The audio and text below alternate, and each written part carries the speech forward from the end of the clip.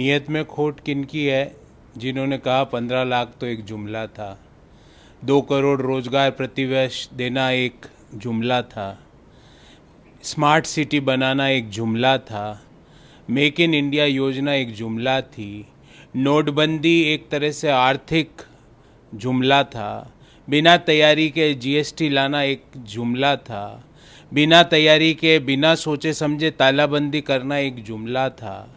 इसको कहते हैं नियत में खोट। और गरीब पर चोट की बात बताता हूँ कि 45 साल की सबसे बुरी बेरोजगारी आज है। 411 वाला सिलेंडर 1150 के बाहर आज है। 55 रुपये प्रति लीटर वाला डीजल आज 100 रुपये प्रति लीटर में आज मिल रहा है। दूध पर, कृषि उपकरणों पर, दही पर जो सरकार आटे पर जीएसटी लगाती हो उसको कहते हैं गरीब पर चोट। प्रधानमंत्री जी, पिछले 9 सालों में 23 करोड़ हिंदुस्तान के लोग भी गरीबी रेखा के नीचे चले गए, उसको कहते हैं गरीब पर चोट। 97% हिंदुस्तान के लोगों की आय नहीं बढ़ती है, मात्र 3% की बढ़ती है, उसको कहते हैं गरीब पर चोट। देश के लोगों का पैसा लेके दूसरे लोग सुदूर तटों पर दिखते हैं, नीरव मोदी, मेहुल चौकसी, ललित मोदी जैसे लोग, उसको कहते हैं गरीब पर चोट। 12.25 लाख करोड़ रुपया सार्वजनिक देश के बैंकों का बट्टे खाते में डाल दिया जाता है पिछले 9 सालों में, उसको कहते हैं गरीब पर चोट। और तो और प्रधानमंत्री जी, SC ST सब प्लान जो पहले मिलता था ST कम्युनिटी के लिए, उसको ख़त्म करना, उसे कहते हैं गरीब पर चोट। मनरेगा का बजट ख़त्म करना, उसको कहते हैं गरीब पर चोट। तो गरीब पर चोट इसको कहते हैं। प्रधानमंत्री जी, अपना आत्मावलोकन कीजिए, कितने भी भाषण दे दीजिए, अब आपके बहकावे में देश के लोग नहीं आने वाले। उन्होंने मन बना लिया है कि 2024 में कांग्रेस की सरकार देश में आ रही है, और उससे पहले जो 4 राज्यों के चुनाव है उसमें भाजपा का सुपड़ा साफ हो रहा है। देश में आदिवासी समाज का अपमान उस दिन सबसे अधिक हुआ जिस दिन देश की प्रथम आदिवासी महिला राष्ट्रपति, जिसको हम फर्स्ट सिटीजन कहते हैं, उनको संसद के नए भवन के उद्घाटन में नहीं बुलाया गया। क्या राष्ट्रपति का अधिकार नहीं था संसद का उद्घाटन करना? प्रधानमंत्री जी, उस दिन इस देश के आदिवासियों ने समझा कि हम राष्ट्रपति बन जाएं तो भी देश की सरकार, देश के प्रधानमंत्री उनको अपने बराबर खड़ा नहीं करना चाहते। वो ये स्वीकार नहीं कर सकते प्रधानमंत्री जी कि देश की राष्ट्रपति का नाम उनके नाम के पहले उस शिलालेख, उस पत्थर में संसद भवन के मुख्य द्वार पर लिखा जाए। वो ये स्वीकार ही नहीं कर सकते।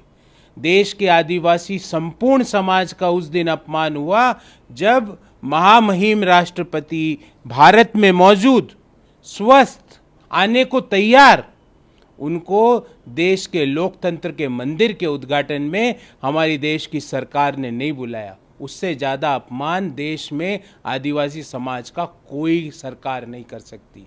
मोदी जी, आदिवासियों के प्रति आपके मन में क्या फीलिंग्स है? आपने महामहिम राष्ट्रपति का अपमान करके जाहिर कर दिया। इससे ज़्यादा अब हमें कुछ नहीं कहना। देखिए, लॉ एंड ऑर्डर की सिचुएशन चीफ मिनिस्टर खुद बता रहे हैं। चीफ मिनिस्टर के हाथ से एक कागज़ छीन लिया जाता है, ये लॉ एंड ऑर्डर है? आपने कहीं पूरे दूसरे राज्य में देखा कि कोई व्यक्ति आके चीफ मिनिस्टर के हाथ से कागज़ छीन ले? मुख्यमंत्री जी स्वयं बता रहे हैं कि मुझे इस्तीफा नहीं, मुझे इमीडिएटली बर्खास्त कर देना चाहिए। ये वो स्वयं कह रहे हैं, क्योंकि मुख्यमंत्री इस्तीफा लेके खड़े हैं और महिला आके उनके हाथ से इस्तीफा लेके फाड़ के दे देती है। ये इससे बुरी लॉ एंड ऑर्डर सिचुएशन क्या हो सकती है? ये मणिपुर जल रहा है। मणिपुर में लोग हजारों की संख्या में विस्थापित हो रहे हैं। मणिपुर में लोग शरणार्थी कैंपों में रह रहे हैं, अपने गांव, अपने शहर, अपने घरों को छोड़कर। और जो वहाँ के मुख्यमंत्री है वो एक तरह का ड्रामा रच रहे हैं। मुख्यमंत्री जी, आपके इस ड्रामे ने आपकी पूरी पोल खोल दी। और वो पोल ये है कि जिस प्रदेश के मुख्यमंत्री के हाथ में कागज सुरक्षित नहीं है, उस प्रदेश की लॉ एंड ऑर्डर की स्थिति आप समझिए।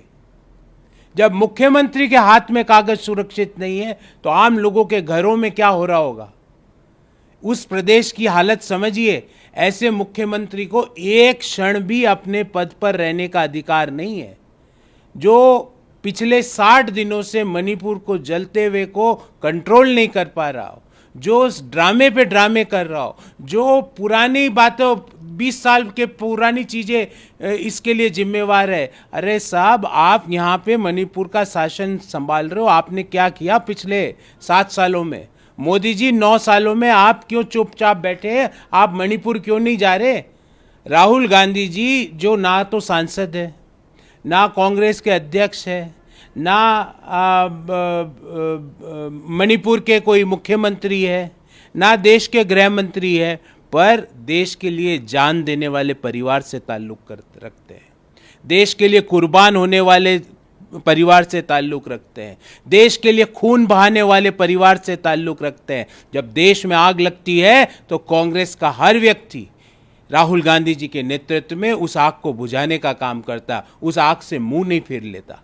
राहुल गांधी जी वहां पहुंच गए, लोग उनसे मतलब उनके जख्मों पे मरहम लगाने पहुंच गए, उनके जख्मों को सहलाने के लिए पहुंच गए, उनके जख्मों को खत्म करने के लिए पहुंच गए। पर देश के प्रधानमंत्री के पास 60 दिन के बाद भी समय नहीं है। और जिस मुख्यमंत्री के हाथ से कागज छीन लिया जाता, वहां की लॉ एंड ऑर्डर क्या हो रहा होगा? ऐसी स्थिति को देखते हुए इमीडिएटली उनको बर्खास्त करना चाहिए अगर वो इस्तीफा देने में आनाकानी कर रहे हैं। और ये नाटक करना बंद कीजिए मुख्यमंत्री जी। देश ने आपकी हकीकत और आपकी सच्चाई टीवी कैमरा पे देखी। नमस्कार, मैं हूं मानक गुप्ता।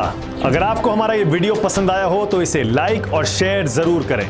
और हां, हमें सब्सक्राइब और फॉलो करना ना भूलें ताकि आप देश और दुनिया की कोई खबर मिस ना करें। तो जुड़े रहिए हमारे साथ और देखते रहिए न्यूज़ 24।